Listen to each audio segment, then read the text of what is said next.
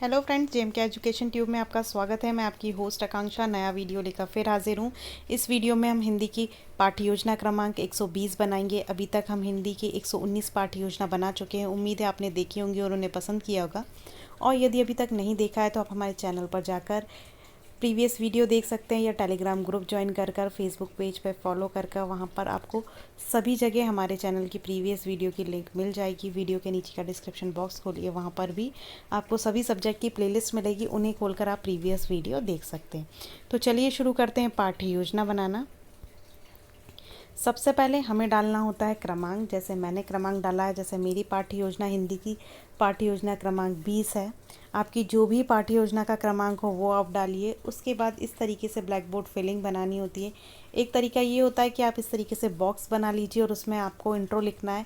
एक और तरीका होता है जिसमें कि आपको एक लंबा बॉक्स बनाना होता है, जिसमें आप इस तरीके से बॉक्स बनाते हैं और उसमें आप ये सारी चीज़ें भर लेते हैं एक एक कॉलम में। तो जैसे मैंने यहाँ पे अपना नाम लिखा हुआ है, आपको अपना नाम लिखना है। अध्यापक हैं तो लिखेंगे छात्र अध्यापक का नाम, अध्यापिका हैं तो लिखेंगे छात्र अध्यापिका का नाम। विद्यालय के नाम में जहाँ भी आपको प्रैक्टिस टीचिंग के लिए भेजा जाएगा उस स्कूल का नाम आपको यहाँ लिखना है। कक्षा हमारी 7th का प्रकरण है, विषय हिंदी है, उपविषय है कहानी। दिनांक जब भी आप प्रेजेंटेशन करेंगे, कालखंड जिस भी पीरियड में पढ़ाएंगे, समय जितने का भी आपका पीरियड लगता होगा।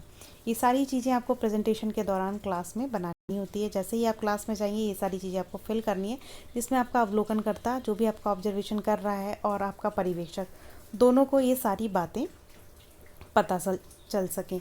तो आपको ये सारी चीज़ें भरना है। फिर आता है ये प्रकरण आपको लिखना है यहाँ पर जो भी आप प्रकरण टॉपिक पढ़ा रहे हैं। लेकिन ये टॉपिक हम ब्लैक बोर्ड पर पढ़ाते समय तब डालते हैं जब हम उद्देश्य कथन कहते हैं कि आज हम ये टॉपिक पढ़ेंगे। तब तक आपको ये नहीं डालना है। आप कक्षा में जाते ही से ही ब्लैक बोर्ड फिलिंग करते हैं और फिर बच्चों के जो प्रीवियस नॉलेज है उनके अकॉर्डिंग इंट्रोडक्शन क्वेश्चन करते हैं।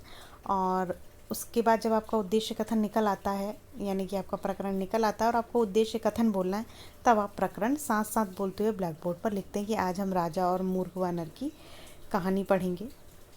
सबसे पहले आपको कॉपी में लिखने होते हैं सामान्य उद्देश्य, कि हम ये पाठ योजना क्यों बना रहे हैं, हम हिंदी विषय को क्यों पढ़ाते हैं, उसके हमारे क्या उद्देश्य हैं, वो आपको लिखने होते हैं यहाँ पे।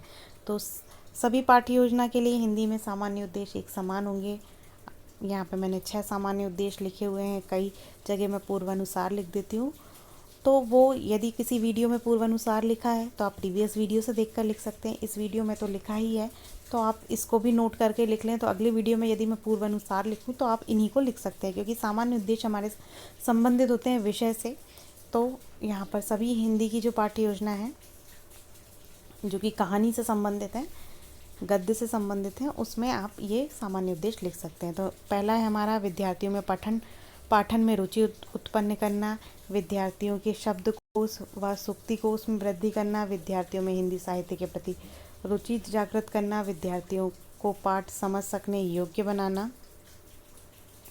अगला है भाषा के शुद्ध उच्चारण व लेखन की क्षमता प्रदान करना, यानी कि वो भाषा का शुद्ध उच्चारण कर सके, लिखने की उनकी क्षमता बढ़ सके।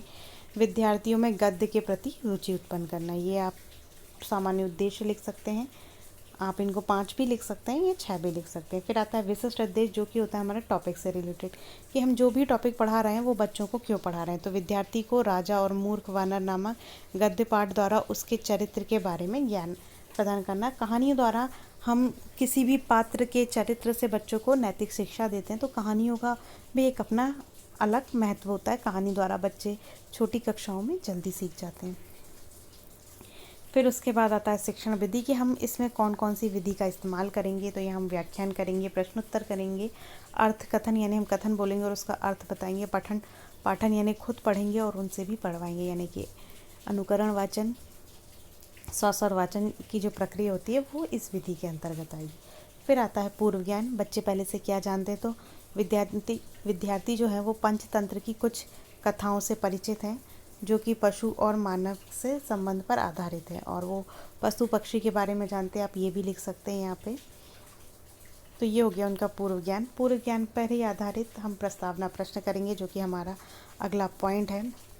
सबसे मेन पॉइंट होता है आपका जो पर्यवेक्षक होता है, यदि आपकी प्रस्तावना अच्छे से निकल गई है तो वो मान लेता है कि आपका पाठ की जो प्रेजेंटेशन है वो आगे भी अच्छी जाने वाली है। जैसे किसी भी बात का बोलते हैं यदि शुरुआत अच्छी हो गई है तो अंत भी अच्छा हो ही जाएगा। उसी तरीके से प्रस्तावना प्रश्न भी होते हैं जब हम कक्षा में जाते हैं और बच्चों से प्रस्तावना प्रश्न करते हैं, यदि वो अच्छे से हो गए तो हमारे पाठ की आधी सफलता वहीं पर मान ली जाती है। आप पहला प्रश्न करेंगे कि आप चिड़ियाघर में क्या देखने जाते हैं, तो बच्चे बताएंगे पशु पक्षी।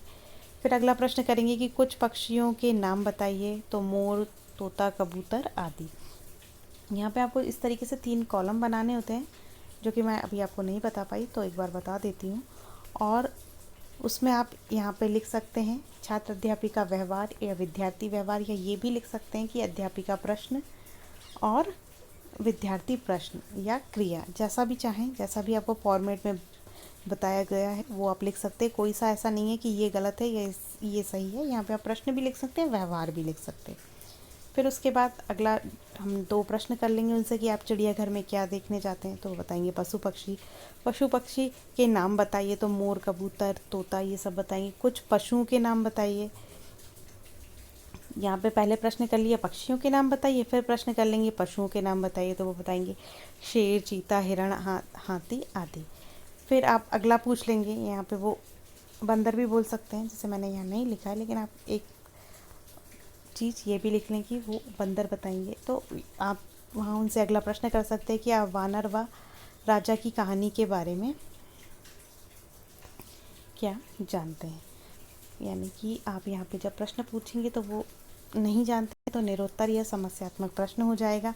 कई बार कई जो भी सब्सक्राइबर्स होते हैं, स्टूडेंट्स हैं, वो पूछते हैं कि मैडम, बोलते हैं, कमेंट करते हैं कि प्रश्न जिगजैग नहीं थे या तारतम्यता नहीं थी। तो मैं आपको ये बता दूं कि एक विशेषता होती है, हमेशा ज़रूरी नहीं है कि हमारे सारे प्रश्नों का संबंध उत्तर से ही अगला प्रश्न निकले। यानी कि हम जो प्रश्न कर रहे हैं उसका आंसर, जैसे इस प्रस्तावना में तो हम जो भी बच्चों के आंसर है उसी से अगला प्रश्न पूछ रहे हैं, लेकिन कई बार ऐसा नहीं हो पाता है। कई टॉपिक इतने कठिन होते हैं, या बोलना चाहिए कि उनको बच्चों को उनके बारे में ज़्यादा नॉलेज नहीं होता है, तो हम उनके छोटे छोटे नॉलेज से उनको प्रकरण तक ले जाते हैं, तो वहाँ पर जिगजैग प्रश्न नहीं बन पाते हैं। तो ये एक विशेषता है, गुण होता है उसका, कि ये बन जाती है तो आदर्श मानी जाती है, लेकिन हमको हर जगह हमारे जिगजैग क्वेश्चन हो ये ज़रूरी नहीं होता है। फिर है उद्देश्य कथन, कि आज हम राजा और बानर की कथा का अध्ययन करेंगे या कहानी का अध्ययन करेंगे। इसी समय आपको टॉपिक को ब्लैक बोर्ड पर डालना है। उसके बाद आता है प्रस्तुतिकरण। प्रस्तुतिकरण में आपको बनाने होते हैं इस तरीके से कॉलम, शिक्षण बिंदु या विषय वस्तु भी लिखते हैं हम इसको। छात्र अध्यापिका व्यवहार या क्रिया, शिक्षण विधि, विद्यार्थी व्यवहार। आप चाहें तो श्यामपट्ट कार्य का कॉलम भी बना सकते हैं, लेकिन उसमें जो शिक्षक व्यवहार है और विद्यार्थी व्यवहार है वही लिखना होता है, इसलिए मैं नहीं बनाती हूँ। आप चाहें तो बना लें, उसमें जो भी हम शब्दार्थ या प्रश्नोत्तर बताते हैं वही आपको उसमें लिखना होता है। पाठ परिचय। पाठ परिचय बताएंगी शिक्षक शिक्षिका की चित्र दिखाते हुए प्रस्तुत करेंगी, कथन द्वारा बोलेंगी कि आज हम प्राचीन भारत के प्रसिद्ध कथा वाचन विष्णुदत्त द्वारा रचित पंचतंत्र नाम की जो कथा पुस्तिका है, कि जो कथा है वानर और राजा, उसका अध्ययन करेंगे। शिक्षिका विद्यार्थियों को अपनी हिंदी पुस्तक को खोलने के लिए कहेंगी और उसके बाद कहानी को बताएंगे, यानी जो भी कहानी है उसको खोलने बोलेंगे, विद्यार्थी ध्यानपूर्वक सुनेंगे व समझेंगे। फिर उसके बाद आता है आदर्श वाचन, यानी हमने उनको बता दिया कि हम इस तरीके की कहानी ये रचयिता की पढ़ेंगे, ये किसी भी कहानी के लिए है, इस पाठ के अलावा भी। तो बच्चों से बोलेंगे बुक निकालो, जब वो बुक निकाल लेंगे तो फिर आदर्श वाचन करेंगी शिक्षिका। आदर्श वाचन में क्या होगा कि छात्र अध्यापिका उपयुक्त उच्चारण और आरोह व अवरोह के साथ कथा का वाचन करेंगे, यानी उतार चढ़ाव जो आते हैं एक्सप्रेशन के साथ बच्चों को कथा बताएंगी, कहानी बताएंगी और विद्यार्थी ध्यानपूर्वक सुनेंगे। पठन पाठन विधि का यहाँ इस्तेमाल होगा। उसके बाद आता है अभ्यास। विद्यार्थियों को शुद्ध उच्चारण अभ्यास कराने हेतु निम्न शब्दों को चयनित करके ब्लैक बोर्ड पर बीच बीच में बताएंगी। फिर आता है अनुकरण वाचन, यानी विद्यार्थियों से पाठ का अनुकरण वाचन कराएंगी, यानी कि उन्होंने थोड़े शब्दों को बता भी दिया बीच में, क्योंकि अब उनको जब स्वस्वर वाचन कर रही हैं तो वो इसीलिए करती कि एक बार कहानी को बता दें, पढ़ दें, तो जब अनुकरण वाचन करें तो बच्चे गलतियां ना करें।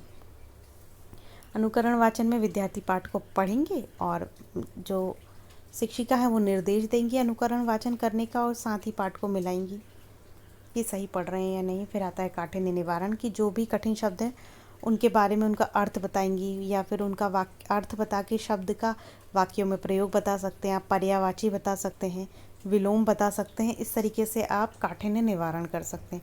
अब ये काठिन्य निवारण को आप ब्लैक बोर्ड वर्क में भी लिख सकते हैं, या ब्लैक बोर्ड सारांश जब हम ब्लैक कार्ड शीट का बनाकर लगाते हैं अंत में पाठ के, वहाँ पर भी आप इसको लिख सकते हैं।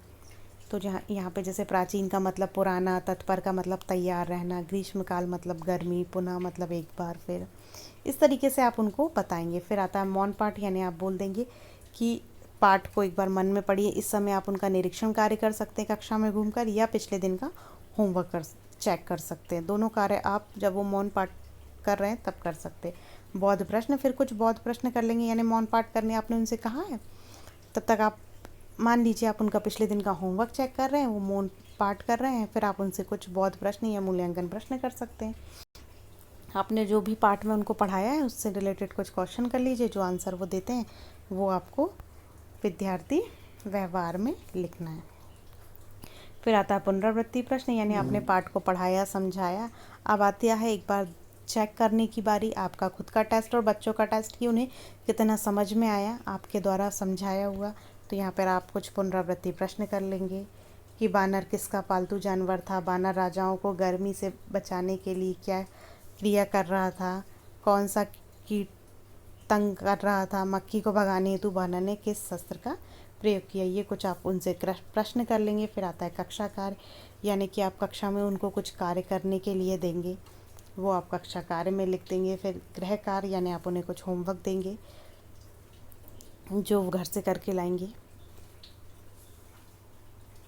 ये जो है हमारे पुनरावृत्ति प्रश्न, कक्षा कार्य और गृह कार्य, इनमें से कोई भी चीज़ आप लपेट श्याम पट पर लिख कर ले जा सकते हैं, जिससे आपकी समय की बचत हो। और बच्चों, जब आप ये सब चीज़ें ब्लैक बोर्ड पर लिखते हैं तो बच्चों से आपका नियंत्रण जाता है, तो वो गलती भी आपसे ना हो। फिर इस तरीके से आप चार्ट भी बना कर ले जा सकते हैं, पाठ से रिलेटेड कुछ भी। फिर हमारा जो अंतिम पॉइंट है वो है पर्यवेक्षक टिप्पणी, यानी जो भी आपका पर्यवेक्षक होगा वो आपको टिप्पणी देकर बताएगा कि पाठ का प्रस्तुतिकरण कैसा था, अच्छा था, बुरा था, क्या सुझाव की आवश्यकता है, यानी लेसन प्लान से related good point, bad point और पर्यवेक्षक के सजेशन। उसके बाद आता है हस्ताक्षर का कॉलम, आपके हस्ताक्षर, अवलोकनकर्ता के हस्ताक्षर और पर्यवेक्षक के हस्ताक्षर। यहाँ पे हमारा लेसन प्लान कंप्लीट होता है। कैसा लगा कमेंट कर ज़रूर बताएं, अच्छा लगता है लाइक कीजिए, दोस्तों से शेयर कीजिए। यदि अभी तक हमारे चैनल को सब्सक्राइब नहीं किया तो सब्सक्राइब ज़रूर करें, बेल आइकॉन प्रेस करें, जिससे आने वाले सभी वीडियो का नोटिफिकेशन आपको मिले और आप समय पर उसका लाभ ले सकें। धन्यवाद। जय हिंद।